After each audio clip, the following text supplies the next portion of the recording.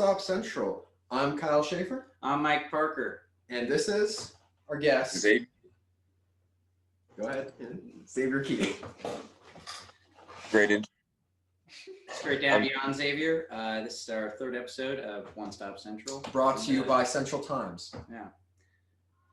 So let's get into it. Xavier, you want to tell us a bit about yourself? Well, I am a student at Naperville Central, and I guess for the past few months, since the beginning of all this, quarantine business, I've just been chilling, Yeah. You any sports or anything? As of late, no, but I did play soccer when school was still in. They canceled soccer? That surprised me. Everybody says that. But it's kicking a ball around. Unless that ball is covered in coronavirus, I don't see how that's a problem. They, I mean, like all contact sports, I guess it counts as contact sports. Oh, I guess it does, because there's a lot of breaking ankles and pretending you're hurt. Yes.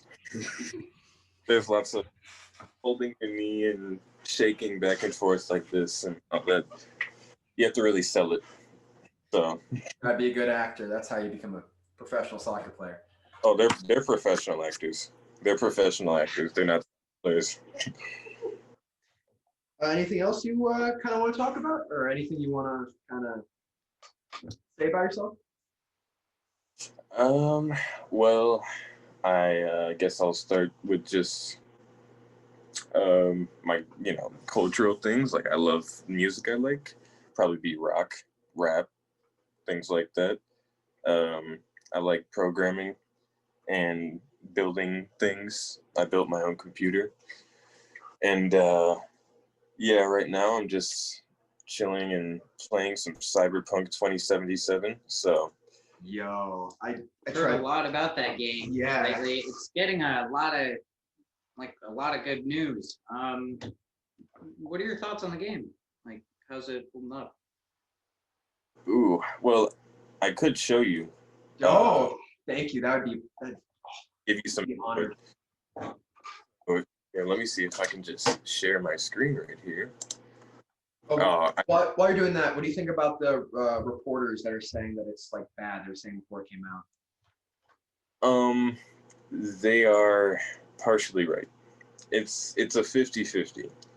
Like, there's this one reporter, I think her name is something Plag or something. I don't even know what her name is. This very, very strange woman who didn't play the game. She said she was, I think it was a GameSpot recorder, or something like that. She basically did an interview and everything about the whole game with IGN or something, saying that she didn't play the side missions or the gigs or crafting. She didn't do any of that. She just did the main story on easy mode the whole time and gave it a 7 out of 10. So we got those. And on video. So it's getting pretty weird. I guess they just don't like the game or want to see it fall or something. I don't know. There's a lot of things I've heard that they just don't really like about it. But It's we're not here to talk about them. We're here to talk about your thoughts. So what would you give it out of 10? I would give it a 9, mainly based on story and mechanics. But game, like performance-wise, that's where it's lacking the point. With all the Because bugs and stuff? right, if you don't have a PC, you're basically screwed. So, because all these PC or next gen console, the last gen consoles they're just no point. They're pretty much completely and utterly useless in terms of playing the game on until they update it, I guess. And there's still even problems on PC, but if you like update your drivers and change settings, you can get an actual 60 FPS. But on consoles, it's irreversible. It's bad. So. Funny enough, our first episode of the podcast was about the new gen consoles. And, Oh, really? Yeah, funny enough too, we actually got a lot of calls after we talked about it, how we got a PS5. and I do know how to explain to them that we didn't. We just tested them out. Yeah. We went to like Best Buy And like Target, yeah, they had them out like on display, so we got to play them for a bit. Say again? No, I didn't know they had them out for you to play. Mm-hmm. Oh wow. But yeah, I totally agree with you, and that's actually what we came to it. Are you more of a PS5 guy or an Xbox? Quick decision, PS5. Thank you. Yeah. It's Well, only because there's not many Xbox people after they got slaughtered from the last war, so I guess that.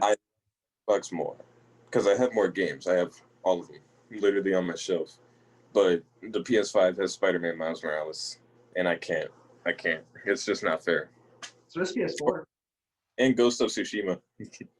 So, yeah. I really wanted to play that game. can you believe that Last of Us Part 2 won Game of the Year over Ghost of Tsushima? Wow, I that's I don't understand. that's very sad to hear.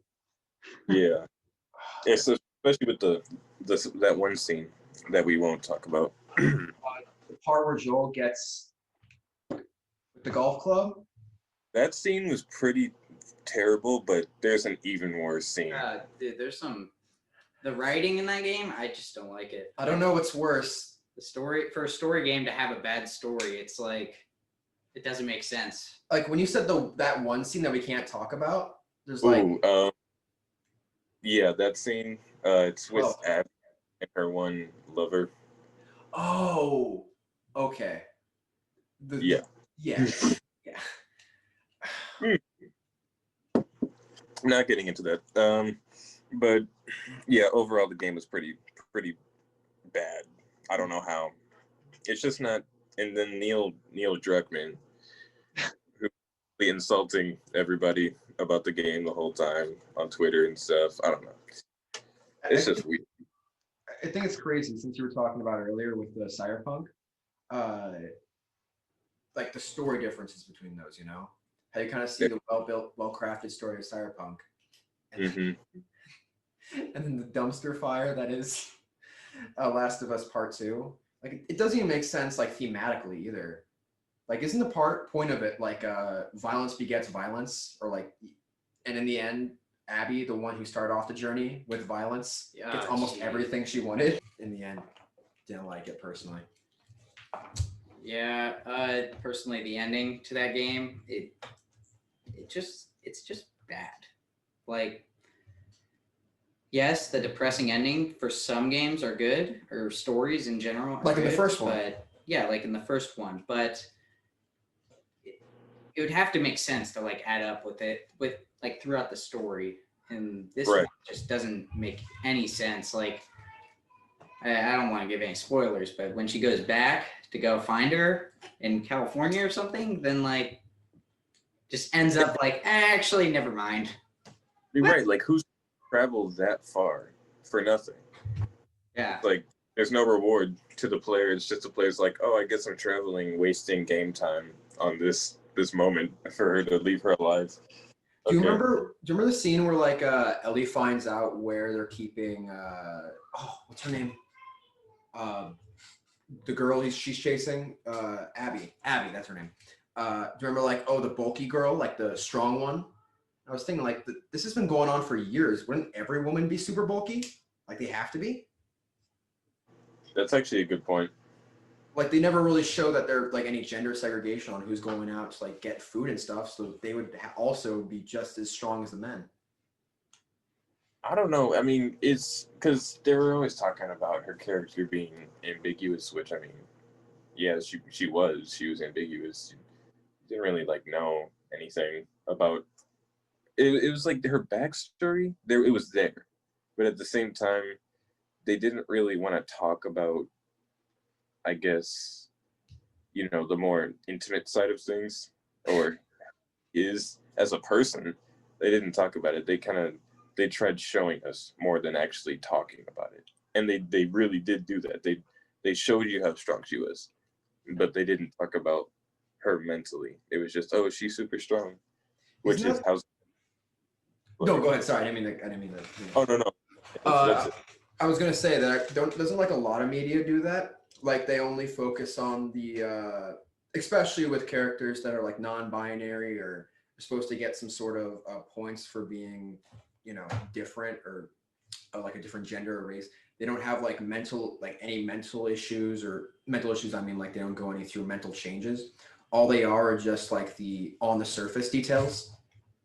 Right, because it's all about like you're never supposed to look at the surface level. That's literally the point of having good morality. Like in really anything, you have to break it down, and then what about it is good or bad.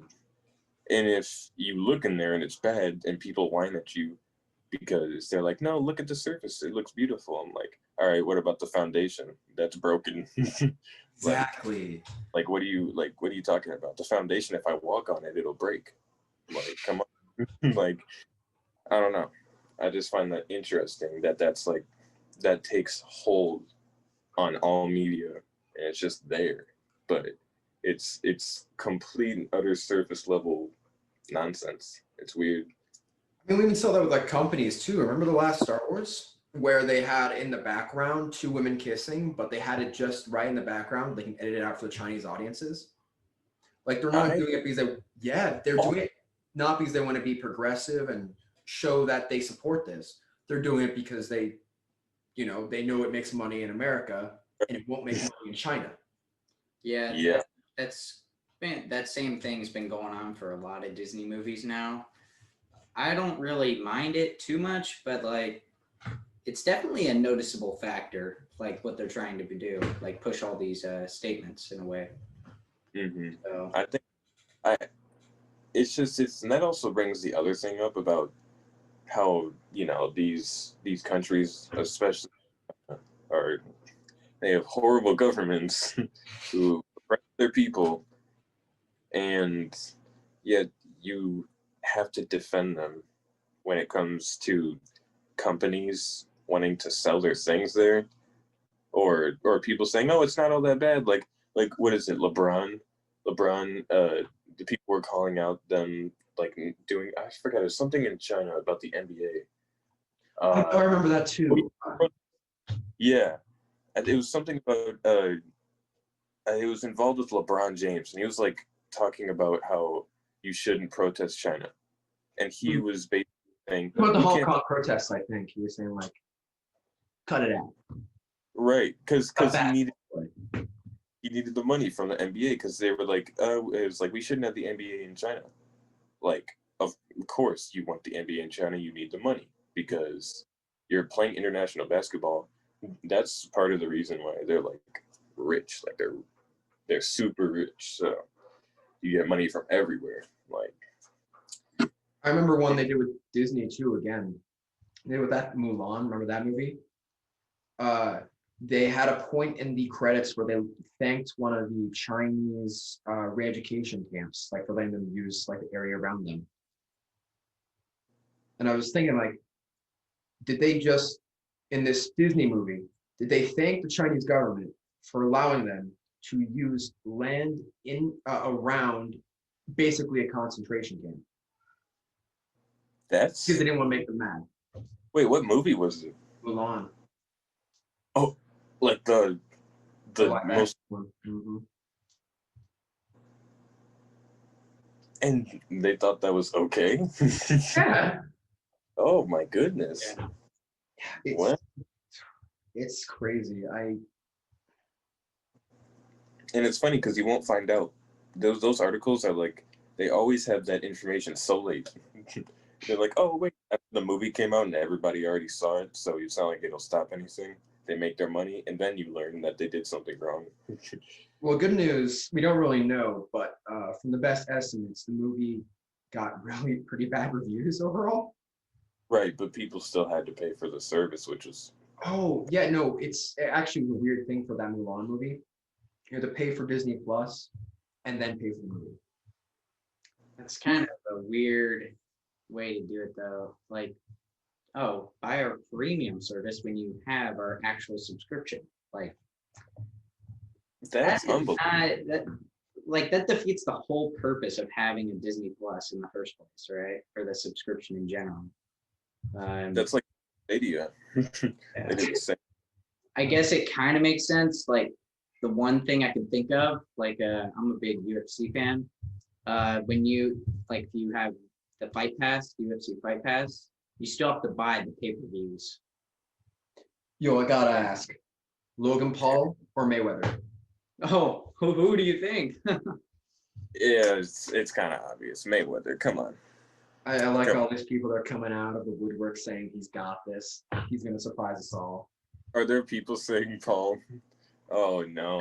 That's like the most absurd thing ever, because when you look at like Conor McGregor, who's like a legit MMA like world class champion, and then he's still fighting Mayweather for the money, but like it was still like relatively close. But when you think of that fight and how the odds were Mayweather beating Conor McGregor, for them to even consider Logan Paul to survive the first round is insane to me. That's right. Like he's gonna get laid out. Logan's entering that ring. He's expecting to fight KSI. Mayweather's going in there expecting to fight McGregor all over again. I mean, he's McGregor ready. Actually did pretty good though. He did. It That's what I'm wasn't saying. like it wasn't like half bad of a performance. Like you can watch that fight and be like entertained. But this fight's just going to be over so quickly. It's going to be very disappointing. Like, I don't know why you would buy the pay-per-view at all. Right. Probably just watch it on YouTube because it's so quick. Like the knockout. It was as quick as the knockout of, who was it? It was Jake Paul, right? Jake Paul knocked out like some NBA player. Nate Robinson. Yeah. He's like he's definitely not as tall as Jake Paul.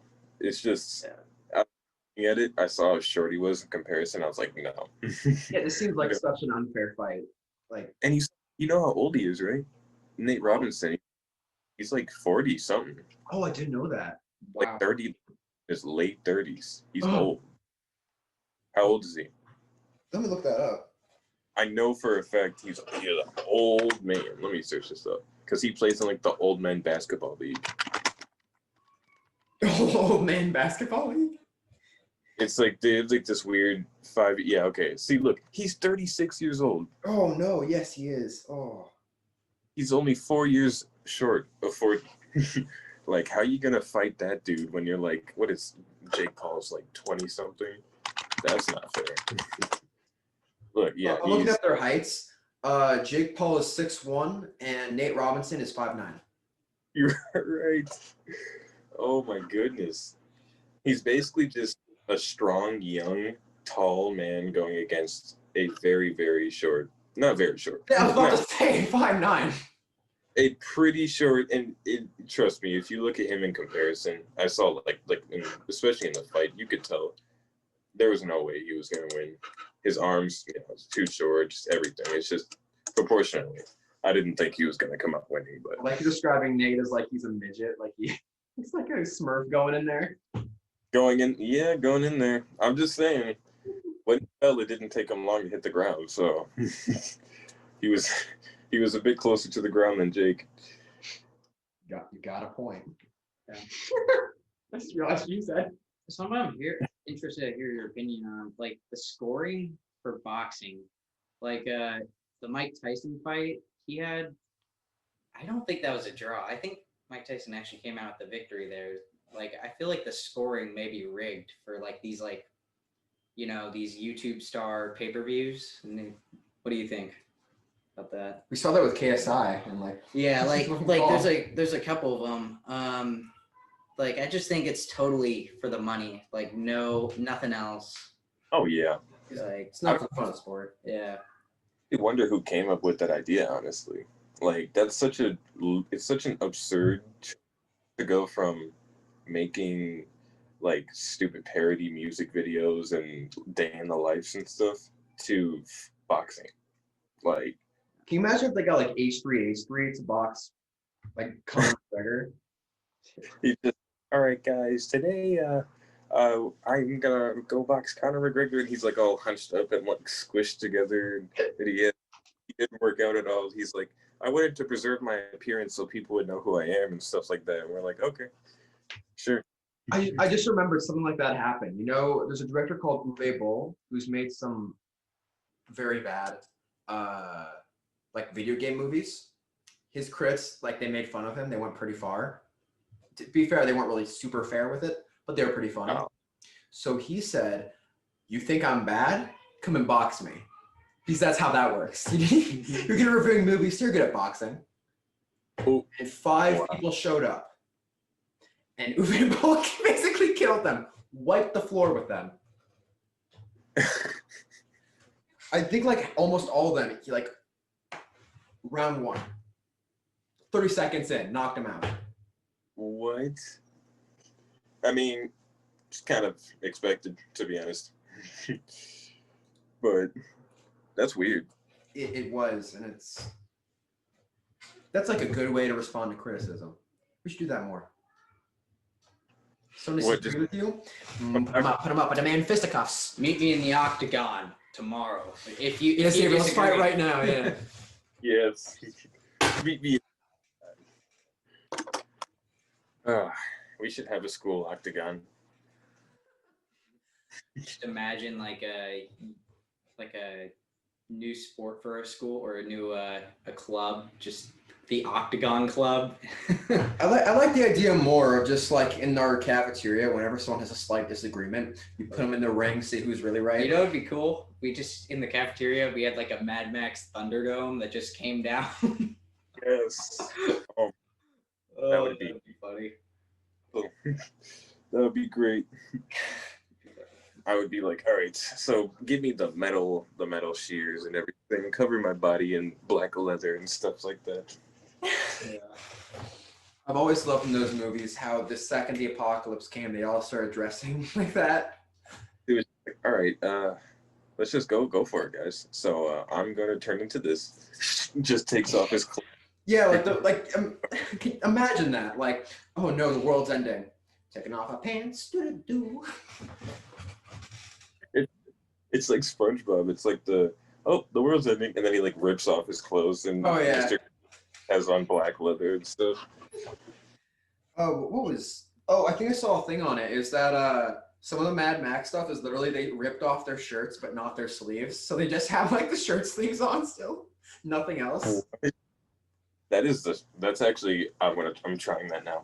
I'm gonna try this. We have to see what it looks like. Next, yeah, when we come back to school, that's the first outfit you gotta be wearing. Oh, actually, I'm gonna do it. If we actually go back to school, I might have to. I'm making a promise. That's kind of funny. I actually was thinking about the same thing when this whole quarantine started, because I just got my home gym built. Yeah. Like I just finished it, and I have these like massive chains in my home gym, like these like I don't know if you've ever seen like The Rock work out, but he's got like chains he uses, like these big like 20-pound chains, and they're like thick and really big. I was thinking of like wearing one, and then like I have these football pads too, just putting those on for show. So how do you think about our generation? Do you think we're gonna do a good job when we get into the workplace? I think that we can if we mature. It's pretty simple, and we always, we will mature in the future. But right now, there's a lot of materialistic thinking and a lot of worrying about the future, not knowing what you're going to do when you get older. Normal things that all kids probably experience, especially at the end of high school. But I think right now, what makes it most uncertain, in my view, is coronavirus. Because this is like an actual global catastrophe that will go in the history books, and we just experienced it. So, do I hate living through an important time in human history? Right. Do you think that technology has like stagnated us, as in we haven't really matured as we should? Yes. How so? I don't think, technologically speaking, we're advancing, but I think psychologically and physically, psychologically we're changing. Physically, we're basically getting weaker because we're we're not living naturally. We're like bypassing the laws of nature. So we're not supposed to be sitting in the house like this with chairs and sitting here all day playing video games, or listening to music on Bluetooth speakers, or driving flying cars, which now exist. Yeah, which is kind of awkward. Cars that can land and fly. We got, hyper trains, all this stuff. It's and then we got factories. It's unnatural. Mm-hmm. So if we were to not have any of that, and we would have evolved physically, but would have been dumb, of course, mm-hmm. we probably would have been theoretically, we could have like superpowers. We could be like apex predator type thing. So actually, I would consider us apex predators as we are, probably. Right, we still are. That's the thing. It's just we would have been different apex predators. We would have been physically strong, but right now we're mentally the smartest on the planet. Mm-hmm. So, which is interesting how we still ended up being apex predators, just in a different way. Well, I think it's because we over time we kind of gave up the physical side of it and went more for the mental and societal kind of building stuff, which is weird. It's almost the Earth makes way for certain races, or not really. Yeah, I guess you could say not races, species of mm-hmm. animals, since we're still basically on Earth. But because every other animal, there was dinosaurs. Dinosaurs were dominant. Now we're dominant. Dinosaurs are gone. It survived together on the same Earth. So it's weird. It's weird how it does that though, because the Earth does it itself, I guess. Well, it's interesting because we're the most adaptable, probably one of the most adaptable animals out there. So as time kind of goes on, I'll be interested, like you said, the superpower thing, how our bodies are going to develop to mix in with our ever-advancing technology. Right. So maybe in the future, because that is interesting. It almost connects to this stupid game. I was just thinking that once that came up, I was like, oh, Cyberpunk. Oh, this is probably going to come up in a second. It's pretty weird. For sure. I 100% agree with that. The more technology advances, it's human body enhancement's definitely going to be a thing, because people want to live longer, right? Mm-hmm. So that's going to be a huge business coming into the new world in a way. Show actually on Netflix called Alternated Carbon. Oh, and yeah. Pretty much you have this thing called a stack, and the point to life is to keep getting a new body.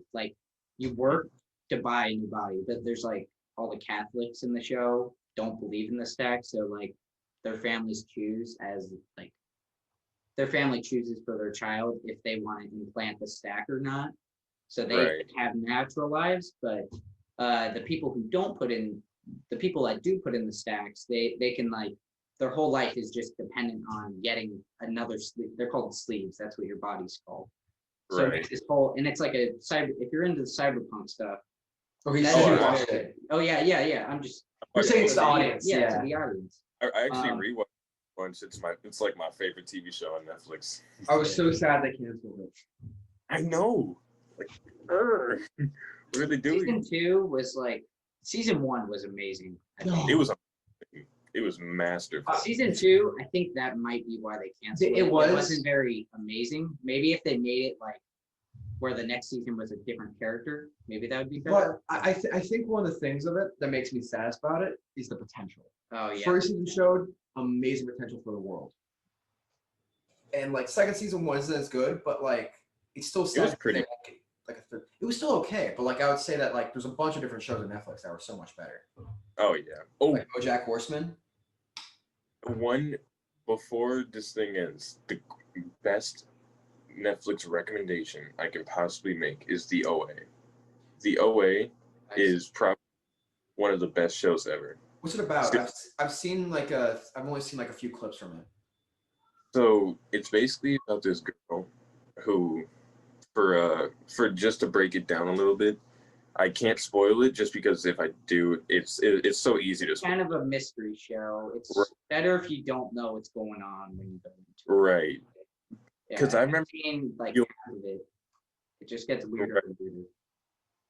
If you watch the first season, and you just like go through it, you will come out satisfied, but not really understanding anything. But once you watch the second season and you get to that last episode, you will think it was the greatest show that's ever come out, ever. So like, it's all confusion until that last episode where it all comes together. It's a mystery about like interdimensional traveling and like people coming back from the dead and things like that. Yeah, like this girl, she was like in the first episode. This isn't a big spoiler, but she was blind like her entire life or something, or she had like this huge disability that's like really bad, and then she walks out of the hospital completely fine, and like she has her sight back, she has everything completely fine, completely. She's like a completely different person almost. So makes it really interesting. And yeah, so it's a very good recommendation, I would say. I might have to check it out then. It sounds good. One I have to give is probably BoJack Horseman. Great show. Yeah, really, really hit the feels, you know. Really. Oh. Better Community. That show's hilarious. Or F is for Family. That's yeah, I love Bill Burr. It's classic. Yeah, I thought. No, they're not doing that. Sorry, I thought I saw things say they're taking off some of his comedy shows, Bill Burr's, on Netflix. They're not. It was clickbait article. It was wrong. Yeah, they all hate him. They do, course. but you know. But yeah, I mean, if you're a white comedian, you have it coming. So there's really nothing you can do. What? If you're a successful white, there's nothing you can do. So I wanted to mention, I want to talk about this. Who's they? Who do you think they is? Who do I think who is? They. Who's the they that hate him? Bill Burr. Ooh. Well, I could be descriptive. Yeah, honestly, I don't really care because I guess I'm just pointing out the obvious. You know, the social justice participators, for lack of a better term, believe that a lot of the jokes that we tell nowadays shouldn't be told, basically, or at least that we're told. You can't be funny anymore at all. You can't, which that's funny. That actually is funny. You can't be funny. Imagine that. I don't know. But you have to be sensitive to everything, and you can't tell jokes. And these guys, you know, they basically go against everything that the media and all them say about, oh, they're being, you know, this obic, you know, like phobias and stuff like that, like naming names and stuff like that. It's just ridiculous. It's like a wild goose chase for whoever can get canceled first. So it's weird. It's all weird. All right. Well, I think that's a good place to leave off for today. Thank you for joining us on One Stop Central, Xavier. We really enjoyed your time. Yeah, that was a lot of fun. Yeah. It was fun for me too. I enjoyed the topics. Wow. Well, yeah, thank you for joining us, and we'll see you next time on One Stop Central. Yeah, have fun and do fun stuff.